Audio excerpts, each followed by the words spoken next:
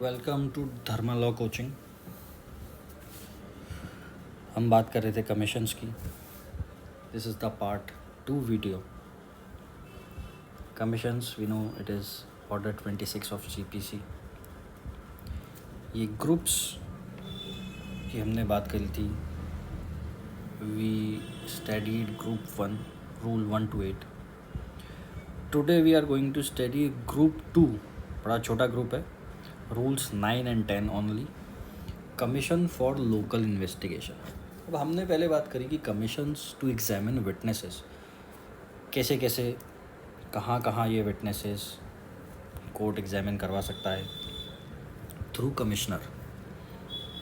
अगर आपने वीडियो नहीं देखा है तो पार्ट 1 वाला वीडियो देखिए, और कुछ क्वेश्चंस हैं तो कमेंट ज़रूर कीजिए। One thing I want tell कि कुछ भी डाउट, कुछ भी क्वेश्चन या कुछ भी सजेशन हो वो कमेंट करके ज़रूर बताइए, क्योंकि एक एजुकेशनल वीडियो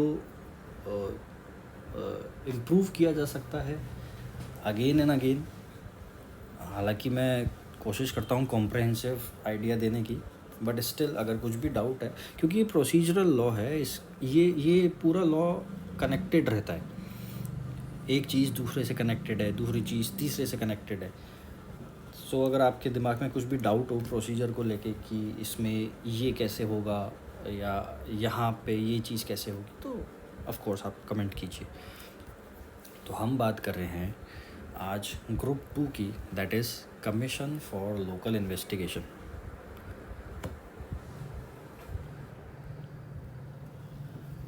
ये प्रॉम्प्ट स्टाइल में हम स्टडी कर रहे हैं, आपको पता है। फॉर किस चीज़ के लिए, किस टाइप के लोकल इन्वेस्टिगेशन की बात हो रही है। अब यहाँ पे आप ध्यान दीजिए कि कमीशन फॉर इन्वेस्टिगेशन नहीं लिखा है, कमीशन फॉर लोकल इन्वेस्टिगेशन लिखा है। तो लोकल जुरिसडिक्शन में ही इन्वेस्टिगेशन किया जा सकता है। अब आपको कमेंट में एक क्वेश्चन करना चाहिए कि अगर कोर्ट को बाहर इन्वेस्टिगेशन करवाना हो तो उसकी कमीशन कैसे अपॉइंट होएगी। देखते हैं कोई कमेंट करता है क्या, क्योंकि ऐसी ही बातों से, ऐसी ही क्वेरी से आंसर निकल कर आता है और हमारी स्टडी और ज़्यादा स्ट्रॉन्ग और ज़्यादा कॉन्क्रीट होती चली जाती है। Okay, so commission for local investigation to clear a matter in dispute. अब मैं चाहता हूँ कोई भी मैटर जो डिस्प्यूट में हो उस पे कोर्ट को कोई ओपिनियन लेनी हो, उससे related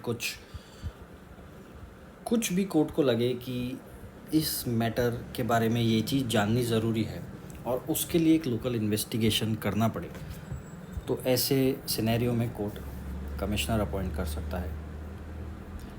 second point, assessing market value of a property. जो प्रॉपर्टी झगड़े में है, कोई भी प्रॉपर्टी या कोई भी पॉइंट आता है कोर्ट में, एक केस में जहाँ पे एक market value of the property assess करना ज़रूरी हो जाता है, वहाँ पे ascertaining amount of mean profits. आपने अगर डिक्री वाला वीडियो देखा हो तो वहाँ पे मैंने एक्सप्लेन किया था व्हाट इज़ मीन प्रॉफिट्स। वो वीडियो मैं लिंक कर रहा हूँ डिस्क्रिप्शन में।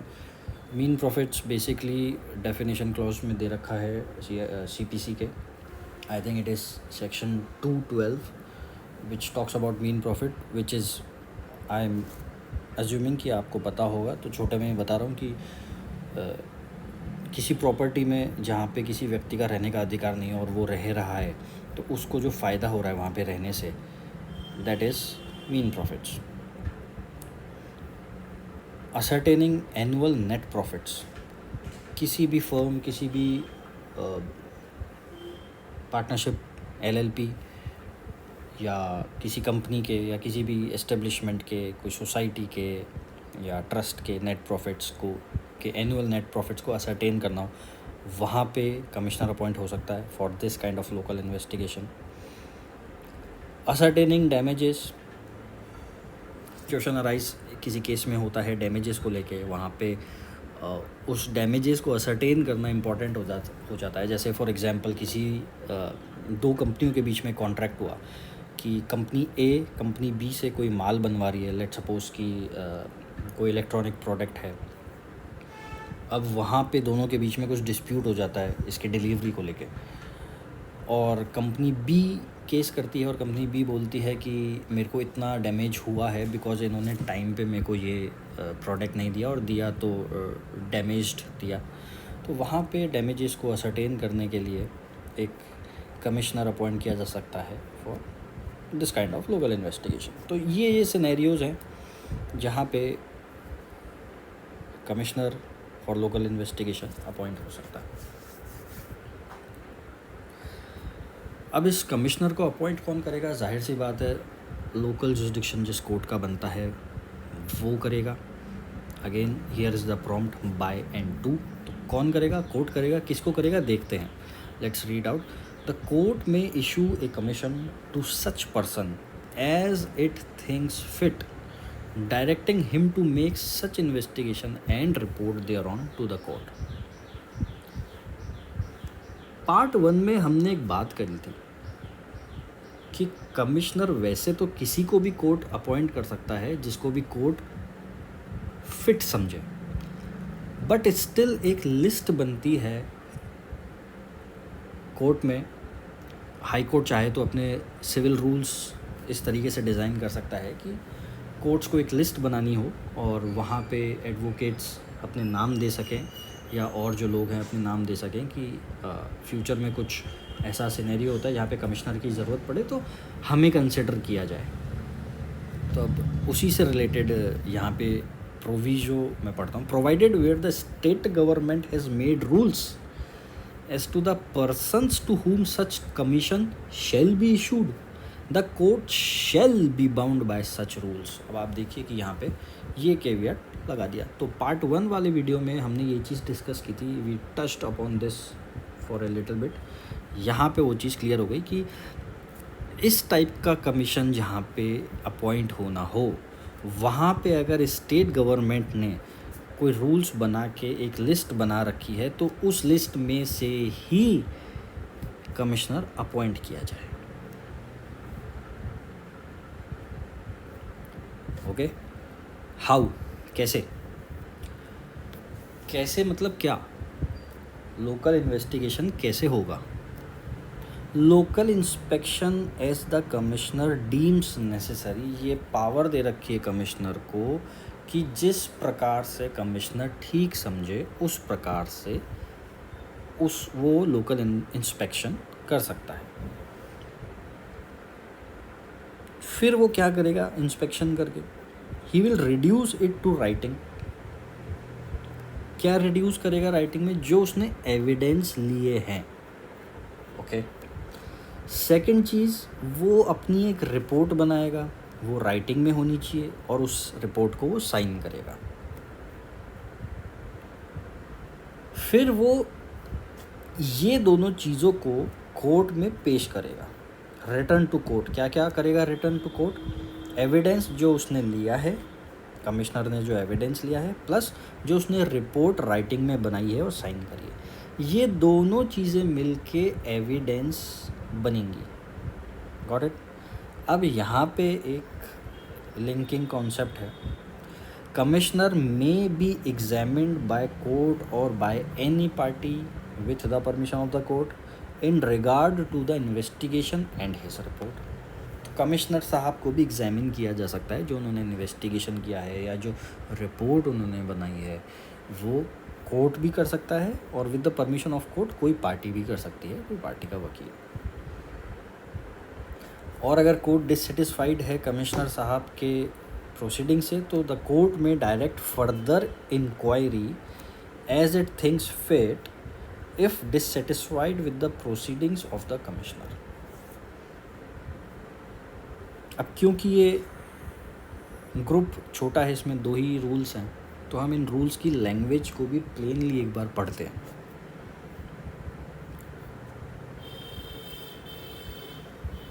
Okay, commissions for local investigations.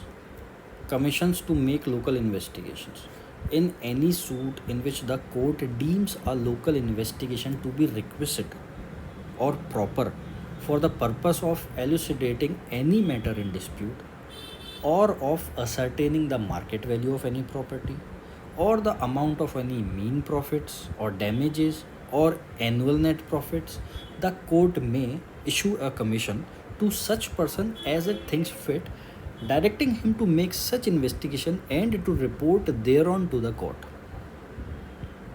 Provided that where the state government has made rules as to the persons to whom such commission shall be issued, the court shall be bound by such rules.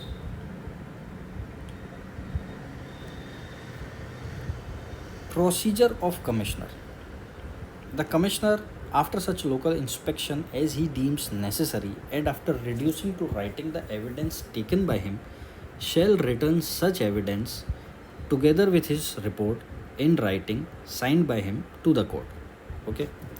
Report and depositions to be evidence in suit. Commissioner may be examined in person. Where the court is for any reason dissatisfied with the proceedings of the commissioner, it may direct such further inquiry.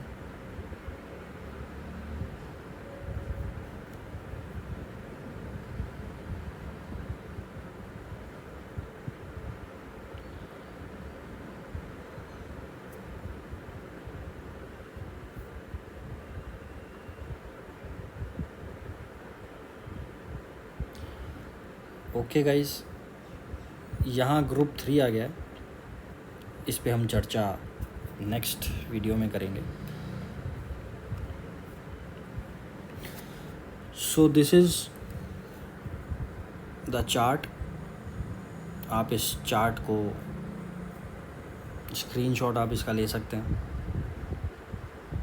कोई भी question हो, कोई भी related concept हो, कोई भी query हो, कोई सजेशन हो, कोई आपकी लर्निंग आपकी टीचिंग हो, उसको कमेंट्स में ज़रूर बताइए.